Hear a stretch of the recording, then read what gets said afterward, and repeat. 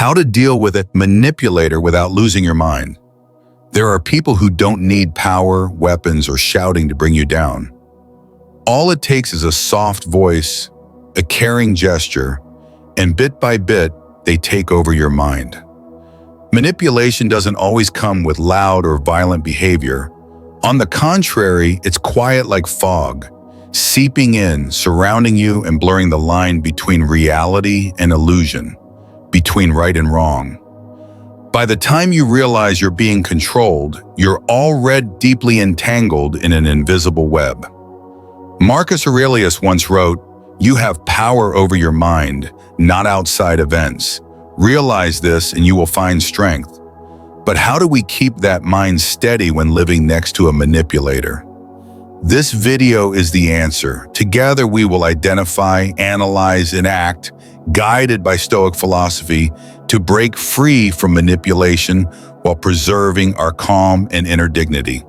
If you've ever felt like someone has a grip on your emotions, watch closely and comment, "I see it now," to awaken together with the Stoic Bloom community. Part 1. Recognizing the manipulator. They never show their true face. Manipulators never show up with their true face. They always wear a disguise, posing as the good friend, the ideal lover, the dedicated colleague.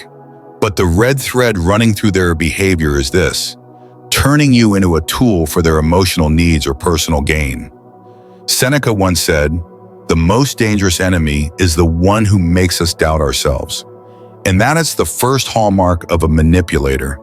They make you question, blame, and belittle yourself. You begin to think that every mistake is your fault, that if you were just better, if you tried harder, they'd start getting angry, stop withdrawing, stop trying to control you. That is not love. It's a game of power. Manipulation doesn't come from the strong, but the weak, those who fear losing control and use others' emotions to maintain power. A complaint, prolonged silence, a disappointed look, each is designed to make you feel guilty. If you constantly feel like you have to be careful not to upset them, ask yourself, are you living for their peace, or are you slowly losing yourself? Part 2. Breaking down the mechanism. Psychological spirals and imbalance. Epictetus once taught, "It's not what happens that upsets us, but how we interpret it." One of the most dangerous things about living with a manipulator is that they alter the way you perceive the world. At first, you may spot the red flags, lies, control, irrational anger. But over time, these things start to feel normal. They make you question your own feelings. You think you're too sensitive. You fear reacting. You lose the ability to distinguish real from false. This is what psychologists call gaslighting, manipulating someone into doubting their own sanity. And once you doubt yourself, you've handed over control. Manipulation is like dripping water. Each act may seem harmless on its own, but over time it erodes your self-esteem, distorts your will, and traps you in a constant state of emotional defense. Stoics don't run from emotions. They face them, observe them, and separate emotion from action. When you're being manipulated, the most important thing isn't to react. It's to keep your mind intact.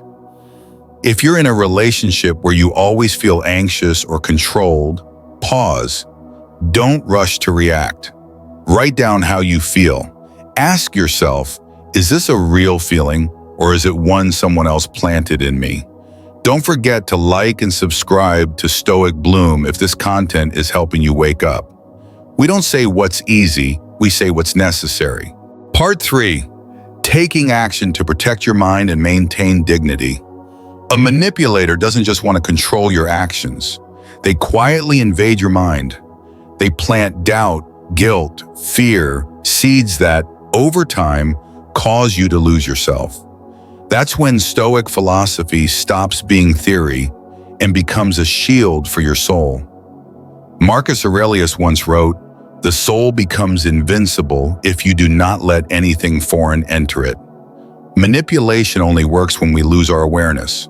So the first and most important action is to maintain deep awareness of your emotions and thoughts. Ask yourself, is this feeling mine or is it triggered by someone else? Is this decision truly mine or am I being led? Second, clearly and firmly establish boundaries. Epictetus emphasized, if someone makes you suffer, don't ask why they did it. Ask why you allowed them the power to do it. Manipulators exist because we let them into our mental space. So don't be afraid to say no. Don't be afraid to leave. And never feel guilty for protecting yourself.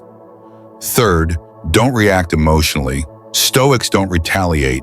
They act with reason. Manipulators want you angry, panicked, broken. That's when they control you most easily. Remember Seneca's words, nothing shows strength more than staying calm when provoked. A well-timed silence, a calm gaze, a short reply, these are the strongest counterattacks. Finally, strengthen your inner world through actions that build personal value. Study, practice, read, meditate. These aren't just habits, they're declarations. I own my life. No one defines me but me. If this analysis makes you feel stronger against toxic people, like this video, subscribe to Stoic Bloom, and share it with someone who needs a solid foundation. Thank you for your time and attention. Stoic blooms from a steady mind, a strong life. Part 4, conclusion. Holding your ground in a manipulative world. Today's world is full of noise, tempting distractions, and people who speak beautifully but carry hidden agendas. But you, the one listening, possess something they can never take, the freedom of your mind. Seneca once wrote, freedom is not doing whatever we want, but not being forced to live against our nature. If a relationship, a voice, or a situation makes you someone you're not, then it's time to rise. The Stoic path isn't about becoming cold. It's about becoming strong from within. You learn to love without dependency, to listen without being manipulated, to give without losing yourself. We thank you for taking the time to listen to this entire video. Your presence here is not just a view, it is proof of your freedom of thought, your desire to live with purpose, and the enduring flame of reason within you.